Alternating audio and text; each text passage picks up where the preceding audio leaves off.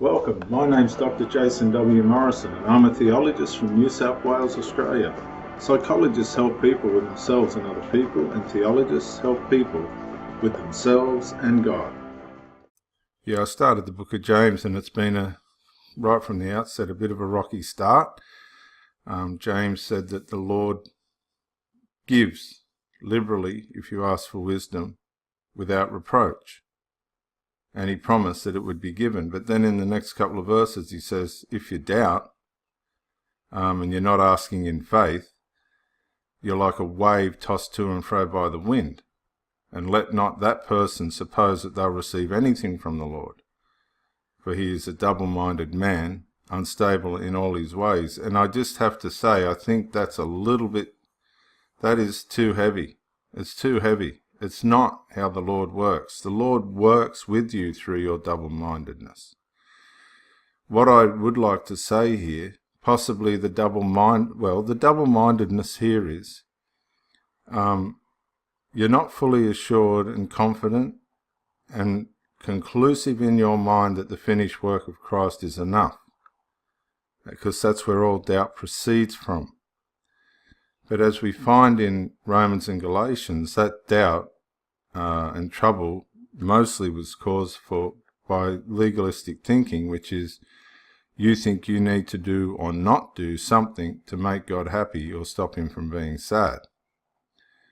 But I just want to say, look, whatever your double-mindedness is, or whatever your instability is, contrary to what James is saying here, you will be comforted and strengthened and assured by the Lord. Let's move on into James chapter 1 and verse 9. Let the lowly brother glory in his exaltation. What he's saying there is, if somebody that's had a rough trot's getting a bit of encouragement and stuff, let him flourish in that. But the rich in his humiliation. Well, obviously James has had some issues with some rich people who have been shown favoritism. He goes on into this later, and seems to be saying that, if a rich person is humiliated, let them suffer their humiliation. But again, we've got to be balanced and fair to people. But what I think he's saying is balancing things out.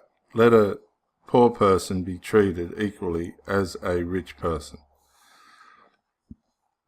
Because as a flower of the field will pass away, so will all these things pass away. Verse 11. For no sooner has the sun risen with a burning heat than it withers the grass, and its flowers fall, and its beautiful appearance perishes. So the rich man also will fade away in his pursuits. Well, I don't know, it just seems to me like James has got some issues, very serious issues with rich people here. There's nothing wrong with rich people. Not that I'm rich, I wish I was, but there is nothing wrong with rich people. 1:12. Blessed is the man who endures temptation. What's your temptation? What's causing your temptation?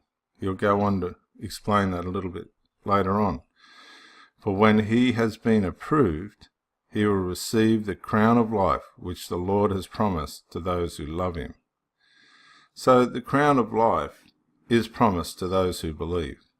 And let me just say, those who love him, many Christians take their love for the Lord way beyond what God expects.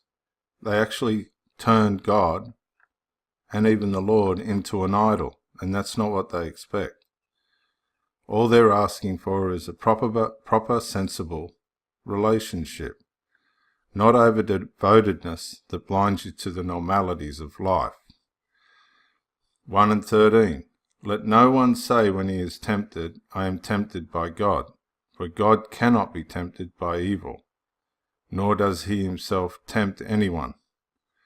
Now, look, this is really going to tread on some toes, and I'm going to continue this in the next talk. But where it says God cannot be tempted by evil, nor does he himself tempt anyone, don't underestimate the fact that God allows evil to happen. Okay, I know that's going to make a lot of people freak out and feel uncomfortable, but if God didn't permit evil, there wouldn't be any in the world. On that controversial note, I'll finish and continue in the next talk. Yeah, Dr. Jason Morrison Theologist again. I just want to say thank you for watching the videos, and hope you got plenty of self-rediscovery and freedom out of it. Watch it on YouTube. Please share or like. Maybe even comment. Watch it on Facebook. Like, comment, share.